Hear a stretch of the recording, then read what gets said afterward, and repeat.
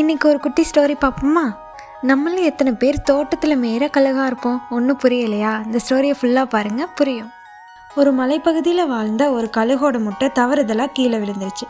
அந்த வழியாக ஒரு பெரியவர் நடந்து வந்தார். அவர் அந்த கழுகு முட்டையை அவரோட கோழி பண்ணைக்கு கொண்டு போய் கோழி முட்டைகளோடு சேர்த்து அடக்காக்க வச்சுட்டார். அந்த கோழியும் அதை தன்னோட கோழி குஞ்சுகளோட சேர்த்து அடக்காத்து வளர்த்துச்சு. நாட்கள் போக போக அந்த கழுகு குஞ்சும் கோழி குஞ்சுகளை போலவே தரையில் நடந்து உணவு தேடி வானத்தில் பறக்கிறத முயற்சி செய்யவே இல்லை. அப்போ தான் ஒரு கழுகு வானத்தில் உயரமாக பறந்துட்டு இருந்துச்சான். அப்போது இந்த கழுகு குஞ்சு அந்த கோழிங்க கிட்ட கேட்டுச்சான், இவங்கெல்லாம் யார் அப்படின்னு.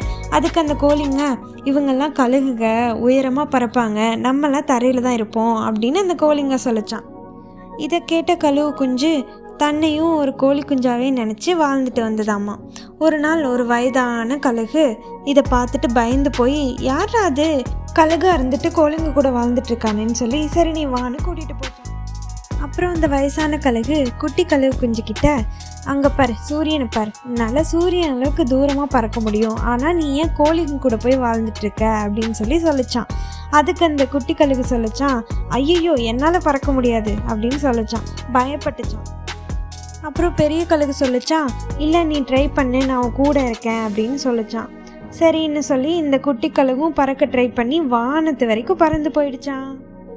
இந்த ஸ்டோரியிலேருந்து என்ன தெரியுதுன்னா, நம்மளால் வானத்து வரைக்கும் பறக்க முடியும், ஆனால் நம்ம கூட இருக்க சிலரால் நம்ம தரையிலேயே இருப்போம். இப்போ சொல்லுங்கள், நீங்கள் கழுகாக இருக்க போகிறீங்களா இல்லை கோழியாக இருக்க போகிறீங்களா? தேங்க்ஸ் ஃபார் வாட்சிங்.